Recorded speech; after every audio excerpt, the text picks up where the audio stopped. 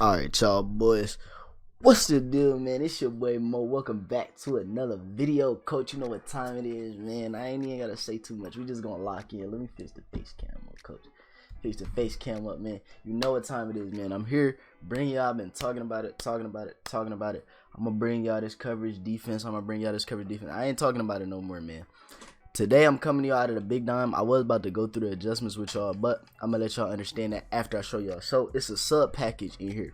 Big dime 146. It changed all the adjustments in the play, basically making it like a big nickel, but you got two slot cornerbacks.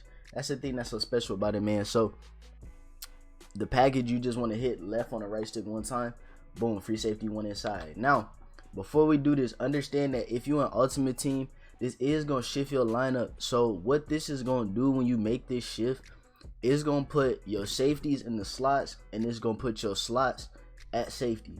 So you want to make sure you go on the ultimate team, you make the adjustment changes so that you can put the right guys in the right spots that you want to be there. You know what I'm saying? But without further ado, man, I'm going to go ahead and make the adjustments and show y'all basically how you would do this. All right, so boom, I came down to cornerbacks. Now the thing that's messed up about this is that Tyrann Mathieu automatically get put in cornerback every fucking where.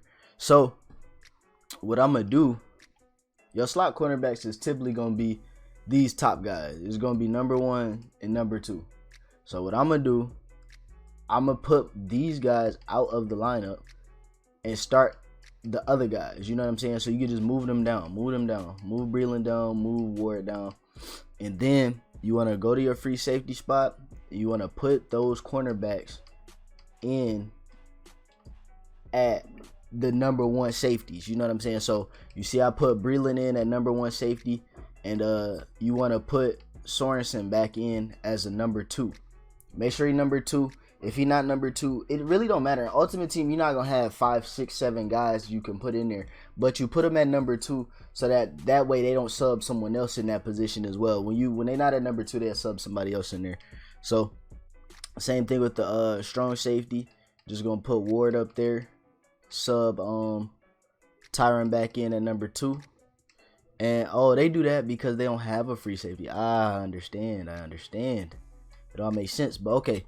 So boom, you got that done. And now I use a power specialist as well. So my starting D tackle is he's not gonna be in the game. They're gonna change it to your starting left tackle.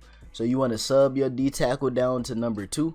You see I sub Chris Jones down to number 2, sub them in at starting left end. Now you can make all your adjustments through the other packages, 3, 4, all that stuff. You can make your adjustments, put the guys back where you want them and all that stuff. But this is just simply for the big dime defense, man. So now when you see it, you come out, big dime 146, press free safety 1 inside, and you see it did exactly what I wanted them to do. All my guys are in the right positions. You see it, show it there, then flick it, boom. We got Sorensen at safety, Tyrann, and we straight.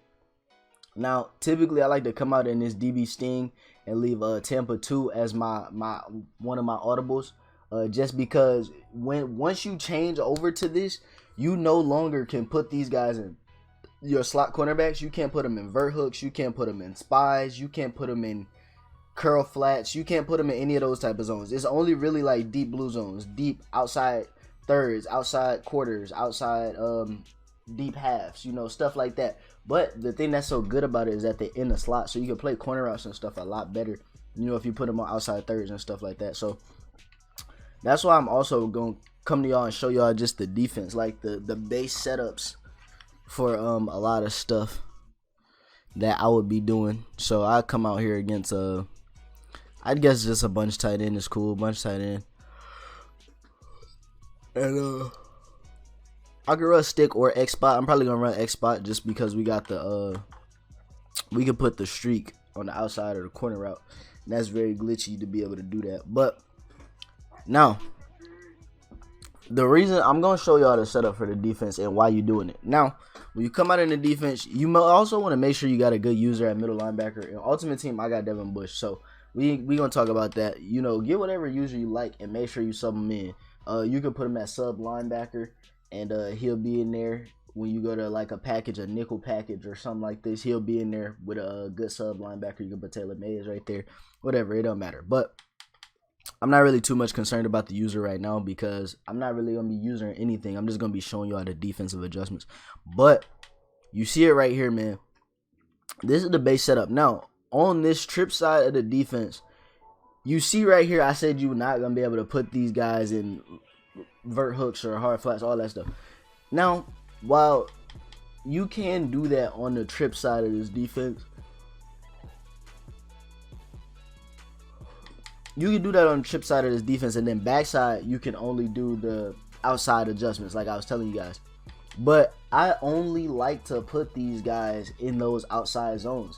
So what I do to make sure I can do that every single play, I also run it like the blitz that I brought to you guys on how to stop the corner routes. Every single play I just come out and I baseline and press instantly initially.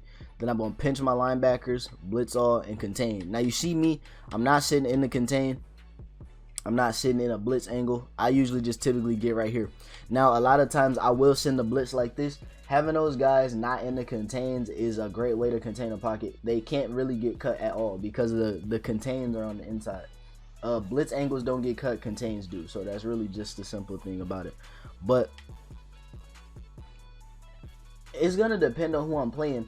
I'll probably set it up like this just to get a feel for what they're going to do. Like, okay, so boom, I got this set up. I don't want them to throw any corner routes on me. So now that I have my defense set, I'll go ahead and baseline and press again so we can come back to the regular alignment, and then I'll just play it from here. You know, like I'll let this be it. This would be the base play right here.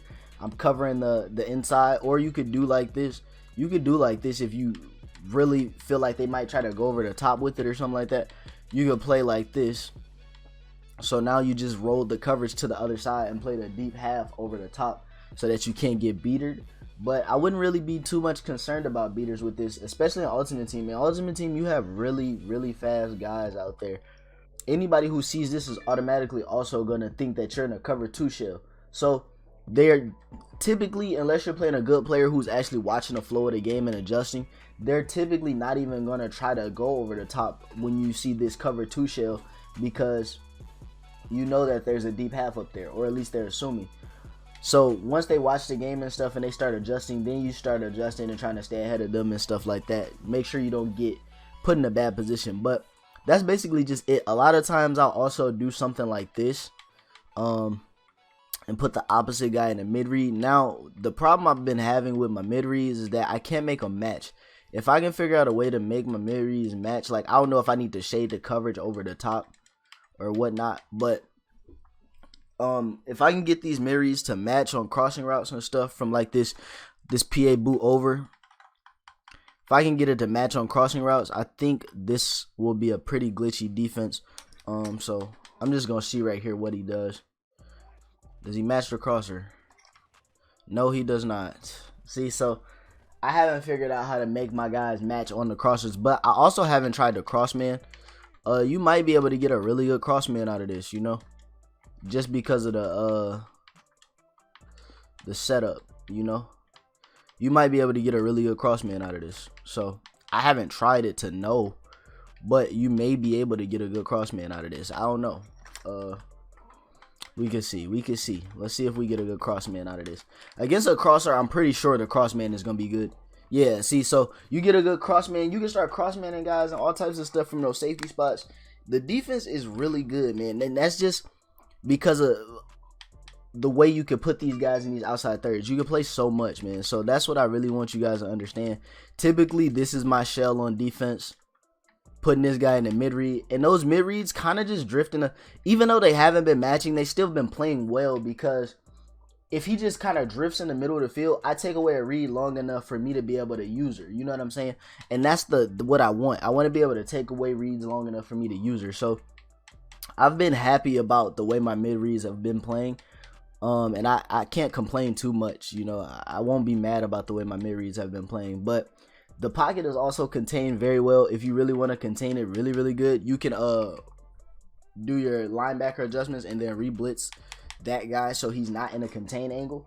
Now you got the pocket contained on both sides, you know, so you don't really have to worry too much about that aspect of things. But that's pretty much it, man. you just need to take the time to lab the defense up, learn it a little bit, figure out what you like best about it, what adjustments are best for certain situations. But I'm telling you, 10 times out of 10 right now, I'm doing these adjustments to take away corner routes. This is basically another, you know, set of adjustments to take away corner routes and contain the pocket really well. So I hope you guys did enjoy this video, man. I love it. I love this defense. I'm gonna try to find it next year. Hopefully it's still just as good. But I'm gonna get up out of here, man. Like I said already, I love y'all boys. Shout out to, we almost at 1,400 subscribers. We're gonna be close, man. So thank y'all to everybody. Thank you to all the love and support, bro. Like the video, is free. Subscribe is free. It's all free. But like I said, I love y'all. I'm gonna get up out of here, man. So let's get it. Come on.